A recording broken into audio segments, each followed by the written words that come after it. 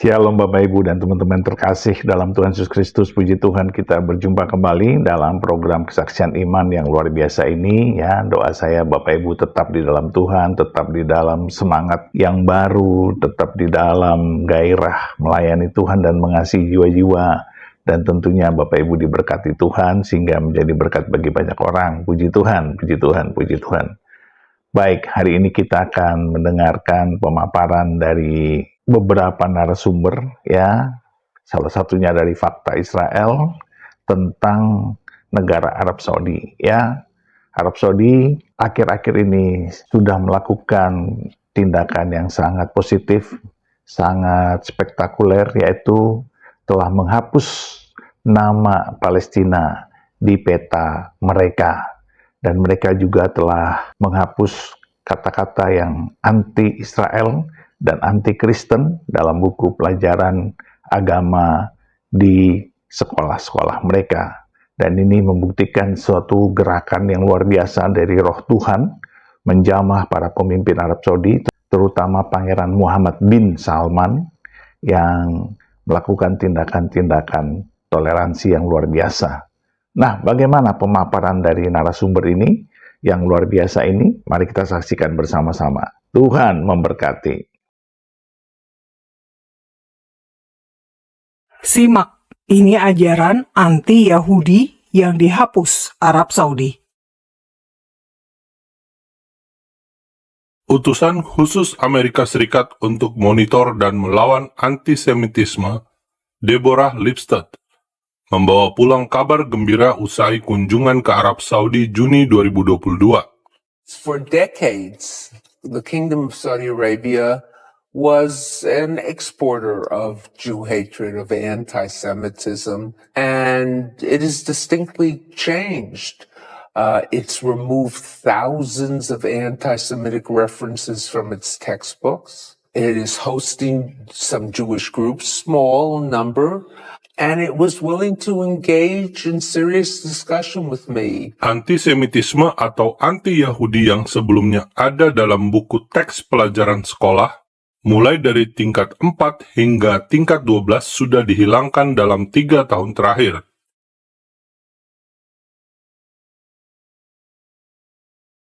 Ada 20 ajaran yang dihapus, antara lain, 1 sebutan orang Yahudi diubah menjadi monyet.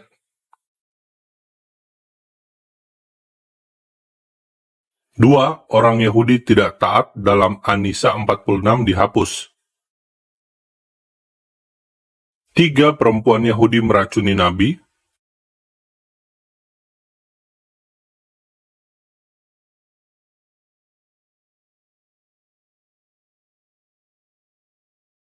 4 Abdullah bin Sabah, orang Yahudi yang dituduh berkhianat sehingga Khalifah ketiga Utsman bin Affan tewas.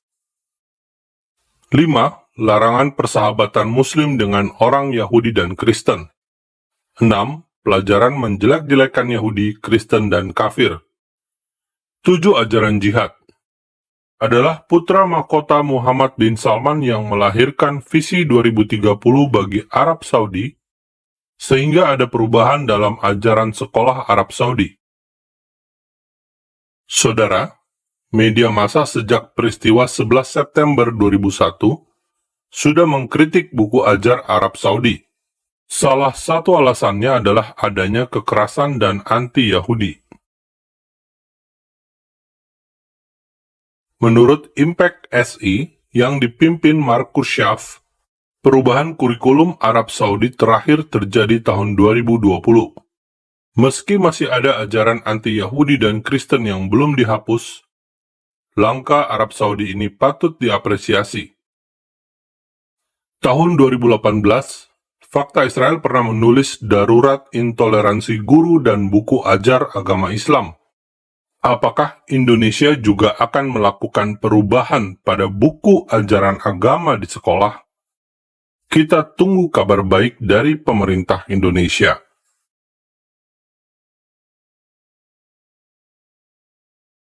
Salam damai dari Fakta Israel.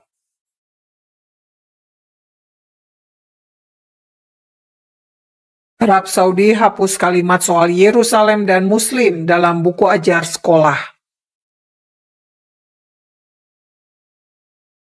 Shalom, saya Monique Rakers dari YouTube Fakta Israel. Saudara, hari ini Fakta Israel akan membahas tentang Arab Saudi. Bapak Ibu semua, Anda mungkin telah melihat informasi yang disebarluaskan di media massa dan juga media sosial terkait Arab Saudi yang menghapus nama Palestina di peta. Nah, Bapak Ibu semua, Fakta Israel akan menjelaskan pemantauan terakhir atau terbaru yang dilakukan oleh sebuah organisasi terkait buku pelajaran anak-anak Arab Saudi di sekolah-sekolah.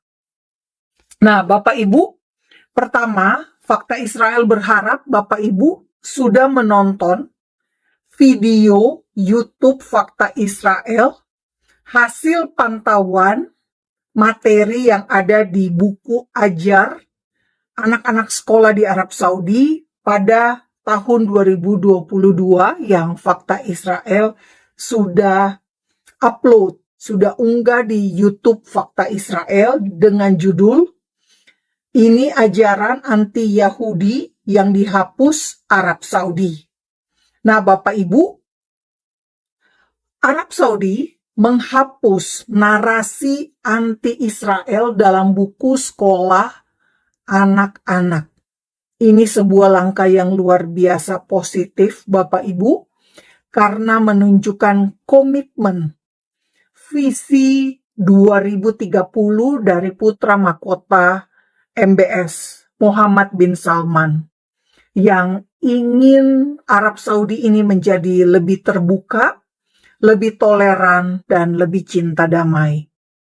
Nah, Bapak Ibu, dalam pemantauan yang dilakukan oleh Impact SE sejak tahun 2024, ya Bapak Ibu, Arab Saudi telah menghapus nama dan peta Palestina di semua buku ajar di sekolah, termasuk menghapus gambaran negatif tentang Israel. Nah, pada Juli 2026, Impact ini merilis hasil pantauan yang terbaru terhadap materi dari 136 buku ajar, buku teks yang diproduksi untuk anak-anak di sekolah. Sekolahnya sebanyak 35.000 Bapak Ibu sekolah di Arab Saudi. Nah, Impact ini adalah institut untuk memantau perdamaian dan toleransi budaya dalam pendidikan sekolah. Organisasi riset dan kebijakan non-profit yang mengevaluasi buku teks dan kurikulum sekolah di seluruh dunia, termasuk juga di Yordania, Mesir, atau Qatar. Fakta Israel akan membuat video khusus tentang ini. Nah, Bapak Ibu, hasil pantauan Impact yang dipublikasikan menunjukkan hasil positif karena apa? Mengurangi rasa permusuhan terhadap Israel. Pertama, ajaran untuk kelas 7. Penghapusan hadis yang membandingkan pengikut Yudaisme, Kristen, dan Zoroaster dengan hewan yang cacat. Zoroaster ini adalah agama kuno Persia. Kedua, penghapusan hadis orang Yahudi yang ditakdirkan masuk neraka. Ini sudah dihapus. Ketiga, buku ajar kelas 12 tentang syuhada. Cerita tentang kemuliaan kematian saat berperang, ya Bapak Ibu, demi agama ini dihapus. Luar biasa Bapak Ibu. Pada buku ajar kelas 9, kisah tentang jihad sekarang melarang melukai warga sipil dan mengambil harta benda selama perang. Nah, Bapak Ibu, perubahan ini memperkuat pemahaman bahwa perang ini adalah tindakan defensif atau pertahanan diri dan untuk perlindungan warga sipil. Yang keempat, Bapak Ibu, buku ajar kelas 7 pada peta yang merujuk wilayah Israel kini tidak lagi ditulis Palestina. Peta yang dimaksud membahas tentang Akko. Akko atau Akre ini ada di Israel, Bapak Ibu. Yang dibahas di sini adalah benteng Akko yang dibangun oleh pasukan salib dan sempat digunakan oleh tentara Inggris saat mandat Inggris. Jadi tidak lagi ditulis Akko terletak di Palestina. Tidak ada itu. Kemudian buku ajar kelas 5 menampilkan peta perbatasan kerajaan Arab Saudi. Nah, lagi-lagi nama Palestina sudah dihapus Bapak Ibu semua. Kelima, buku ajar kelas 11 yang semula bertulis Muslim tidak akan menyerah demi Yerusalem. Ini juga telah dihapus sejak kurikulum tahun 2024. Artinya, setahun setelah Oktober 2023, kalimat dalam bahasa Arab untuk mengajarkan bahasa Arab kepada anak-anak, ya Bapak Ibu, di kelas 11. Muslim tidak akan menyerah demi Yerusalem ini tidak ada lagi. Nah, Bapak Ibu, ini berarti sebuah langkah maju. Ya Bapak Ibu, karena Yerusalem ini selalu menjadi polemik. Yerusalem diinginkan oleh Palestina sebagai ibu kota dari negara Palestina. Ya tentu saja tidak bisa Bapak Ibu. Yerusalem adalah ibu kota abadi dari Israel sejak kerajaan Israel di masa Daud. Jadi penghapusan kata atau kalimat Yerusalem, Muslim tidak akan menyerah demi Yerusalem, ini menjadi sebuah langkah yang sangat-sangat luar biasa.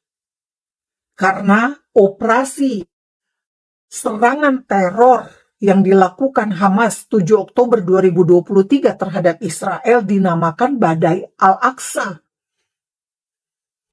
Al-Aqsa letaknya di Yerusalem. Nah, Bapak Ibu, keenam, buku sejarah kelas 11 mengubah kata Sioni sebagai musuh menjadi pendudukan Israel atau okupasi Israel. Saudara, reformasi buku sekolah untuk anak-anak Arab Saudi sebagai generasi muda masa depan kerajaan Arab Saudi. Arab Saudi adalah kiblat umat Islam Sunni sedunia. Di sana ada kota Mekah dan Madinah yang dianggap suci oleh umat Islam. Nah, Bapak Ibu, di sini bagian yang menurut fakta Israel penting buat kita ketahui juga. MBS, putra mahkota Arab Saudi, sempat bertemu dengan evangelical Kristen dari Amerika dan Israel pada tahun 2018 dan 2019. Salah satunya bernama Joel Rosenberg, orang Yahudi Kristen yang ayahnya dulu adalah misionaris di Kalimantan. Dan lihat, anaknya diberkati, duduk di depan putra mahkota Arab Saudi, mendoakan MBS, dan MBS bisa ditransformasi hatinya. Kita tunggu perubahan-perubahan berikutnya Bapak Ibu dari Arab Saudi, dan fakta Israel sungguh percaya. Ketika kita mendoakan negara-negara Arab Roh Kudus bisa bekerja mengubah hati mereka. Karena itu terus doakan Arab Saudi dan negara-negara Arab lainnya. Fakta Israel masih akan melanjutkan segmen ini di hasil penelitian impact pada video berikutnya. Pastikan Anda subscribe dan dukung terus pelayanan YouTube Fakta Israel. Am Yisrael Hai, bangsa Israel hidup, damai hanya bisa tanpa teroris. Saya Monique Rakers.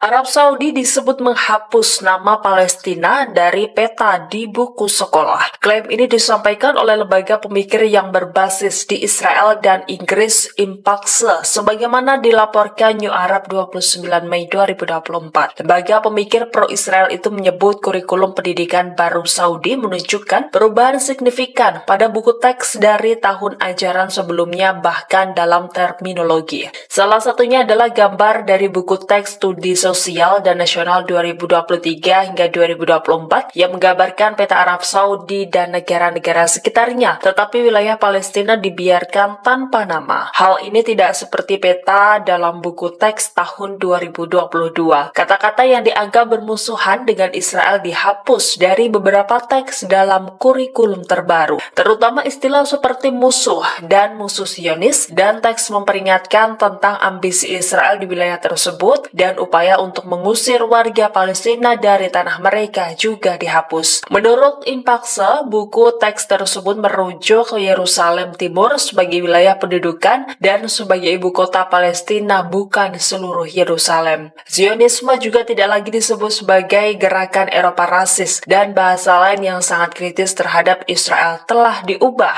Secara keseluruhan, 21 kasus sentimen anti-Israel dalam buku teks lama telah dihapus dalam kurikulum baru ini. Perubahan tersebut diduga terkait dengan pembicaraan yang dimediasi Amerika Serikat yang berupaya menormalisasi hubungan antara Riyadh dan Tel Aviv. Arab Saudi sedang mengubah apa yang diajarkan kepada anak-anaknya. Dan hal ini menimbulkan kehebohan. Sebuah tinjauan baru terhadap 136 buku sekolah Arab Saudi menemukan bahwa sebagian besar materi yang dianggap bermusuhan terhadap Yahudi dan Kristen telah dihapus. Organisasi Israel Impact mengatakan bahwa para siswa sekarang diajarkan tentang hidup berdampingan, berpikir kritis, dan belas kasih terhadap minoritas, migran, serta penyandang disabilitas. Bahkan kalimat umat muslim tidak akan pernah menyerahkan Yerusalem telah dihapus dari buku pelajaran bahasa Arab kelas 11. Sebuah langkah yang membuat marah banyak pendukung Palestina yang melihatnya sebagai pengabaian terhadap perjuangan utama Palestina. Namun, gambaran di sini tidak sepenuhnya jelas. Tinjauan tersebut mengatakan bahwa bahasa yang masih menggambarkan Israel sebagai kekuatan pendudukan masih ada. Jadi, seberapa banyak yang benar-benar berubah di dalam kelas-kelas di Arab Saudi? Dan apa arti reformasi ini bagi masa depan hubungan Arab Saudi dan Israel? Nah, bersama kita sekarang adalah pakar Timur Tengah, Dalia Ziada. Dalia, seberapa penting langkah Arab Saudi menghapus kalimat atau bahasa seperti umat muslim tidak akan pernah menyerahkan Yerusalem dari buku pelajaran sekolah? Tolong jelaskan untuk kami. Terima kasih Natasha, senang bisa bersama Anda. Ini sangat menarik. Dan saya juga akan mengatakan bahwa ini adalah langkah yang sangat berani untuk diambil saat ini, daripada menundanya lebih lama lagi. Ini telah menjadi agenda pemerintah Arab Saudi setidaknya sejak tahun 2017, untuk melakukan reformasi di masyarakat, dalam sistem pendidikan, Terutama materi pendidikan. Kami melihatnya, saya rasa sekitar tahun 2022 hingga 2024. Mereka melakukan penyempurnaan besar-besaran terhadap buku teks pendidikan dalam hal isi, memuji jihad kekerasan misalnya, atau menjelek-jelekan kelompok agama lain yang bukan Muslim, seperti Kristen dan Yahudi, dan sebagainya. Namun kali ini, sesuatu yang sangat luar biasa sebenarnya terjadi dengan reformasi ini, yaitu mereka mengubah persepsi tentang Yerusalem, bukan lagi seperti biasanya. Karena, seperti yang Anda tahu, ini sangat sentral dalam konflik antara Muslim dan Yahudi secara umum mengenai Yerusalem. Karena masing-masing mengklaim bahwa itu milik mereka. Tentu saja, dari pihak Muslim, itu adalah klaim palsu yang sangat besar yang telah menyeret umat Muslim ke dalam konflik Israel-Palestina. Umat Muslim secara umum, maksud saya, 2 miliar Muslim di seluruh dunia ke dalam konflik ini. Jadi, jika Arab Saudi, tempat di mana Islam bermula sebenarnya, dan bisa dibilang sebagai ibu dari dunia Muslim, sekarang mengatakan bahwa Yerusalem sebenarnya bukan sesuatu yang harus kita perebutkan. Ini sangat besar. Ini akan banyak mengubah lapisan konflik Muslim Yahudi yang menutupi konflik Israel-Palestina. Benar. Apakah menurutmu perubahan-perubahan ini menunjukkan bahwa Arab Saudi sedang mencoba mempersiapkan generasi muda untuk memiliki pandangan yang kurang bermusuhan terhadap Israel? Sebagian, ya, tapi bagian terbesarnya adalah mempersiapkan generasi baru di Arab Saudi agar lebih terbuka terhadap budaya lain. Sebagai bagian dari visi 2050, putra mahkota Mohammed bin Salman untuk membuka negaranya bagi investasi asing dari negara-negara barat, mirip dengan yang terjadi di Uni Emirat Arab contohnya. Jadi untuk ini, agar hal ini terjadi, masyarakat generasi baru harus dipersiapkan untuk menerima orang-orang dari latar belakang yang berbeda. Namun, di sisi lain, kita harus selalu ingat bahwa seluruh wilayah sedang menuju ke arah memiliki hubungan baik dengan Israel. Saya melihatnya sebagai sesuatu yang tak terelakkan. Apakah itu terjadi dalam 2 tahun dari sekarang atau 20 tahun dari sekarang? Ini tidak bisa dihindari, dan Arab Saudi serta negara-negara Arab lainnya sangat memahami hal ini. Dan saya yakin mereka akan melakukan segala yang mereka bisa untuk mempersiapkan momen ini ketika mereka bisa mengambil langkah dan berkata, kami akan menormalisasi hubungan dengan Israel dan mengakui Israel sebagai bagian asli dari Timur Tengah. Pada saat yang sama, Arab Saudi masih mengakui perjuangan Palestina dan tentu saja solusi 2 negara. Jadi, menurut Anda, bagaimana kerajaan pada akhirnya mencoba menyeimbangkan kedua pesan tersebut? Saya rasa keseimbangan di sini, ini sebenarnya pertanyaan yang sangat-sangat menarik, karena orang-orang berpikir bahwa para pemimpin di Arab Saudi sedang mencoba menyeimbangkan atau mencoba menyenangkan audiens domestik mereka. Tidak, bukan itu masalahnya. Mereka sedang mencoba menyenangkan audiens Arab yang lebih luas. Arab Saudi adalah pemimpin de facto dunia Arab saat ini, setidaknya sejak revolusi Arab Spring yang melemahkan Suriah dan Mesir, yang saat itu merupakan pilar utama dunia Arab. Jadi, dengan hal ini, Arab Saudi berusaha memastikan bahwa mereka tidak akan kehilangan posisinya di negara-negara Arab sebagai pemimpin yang dihormati di dunia Arab. Jika mereka meninggalkan apa yang disebut sebagai perjuangan Palestina, yang sekali lagi selalu menjadi inti dari persepsi orang Arab dan pandangan dunia mereka. Jadi, menurut saya, inilah yang sedang coba ditangani Arab Saudi. Tetapi, audiens domestik mereka, rakyat mereka di dalam Arab Saudi, adalah yang paling tidak perlu dikhawatirkan. Karena pada akhirnya, Arab Saudi adalah sebuah monarki. Negara ini memiliki budaya kesukuan, budaya keluarga, di mana biasanya rakyat mengikuti kepemimpinan tanpa adanya oposisi kuat terkait isu-isu kebijakan luar negeri atau semacamnya. Jadi, ya, semoga saja ini akan membawa hubungan yang positif antara Arab Saudi dan Israel, serta lebih banyak perdamaian di kawasan tersebut di masa depan. Baiklah, Tali, saya ingin mengucapkan terima kasih banyak karena telah bergabung bersama kami. Ini benar-benar menarik. Saya rasa kita harus menunggu dan melihat bagaimana hasilnya, serta apa artinya bagi generasi mendatang. Puji Tuhan, puji Tuhan, puji Tuhan, kita merindukan perdamaian di Timur Tengah, dan akhirnya biarlah Tuhan bergerak di tanah Arab, ya, di Timur Tengah, dan kita melihat Arab Saudi sudah dijamah Tuhan, dan akhirnya mulai melakukan perdamaian dengan Israel. Dan kita bertanya-tanya, kapankah buku pelajaran agama di Indonesia menghapus kata-kata anti-Israel dan anti-Kristen? Dan ini sungguh sangat baik bila itu terjadi, tetapi kita berdoa saja supaya Tuhan menjamah para pemimpin-pemimpin Muslim di Indonesia, supaya mereka mengalami pertobatan dan mengalami toleransi, hatinya dipenuhi oleh Roh Kudus, dan akhirnya bertobat, dan Indonesia mengalami lawatan Tuhan, revival terjadi, dan kita menjadi orang yang sangat beruntung tinggal di negara ini, karena kita menjadi bagian dari keselamatan bangsa kita, Indonesia. Nah, Bapak, Ibu, dan teman-teman sekalian, mari kita terus berdoa bagi keselamatan bangsa-bangsa di dunia, bukan hanya di Indonesia, tapi juga di seluruh muka bumi.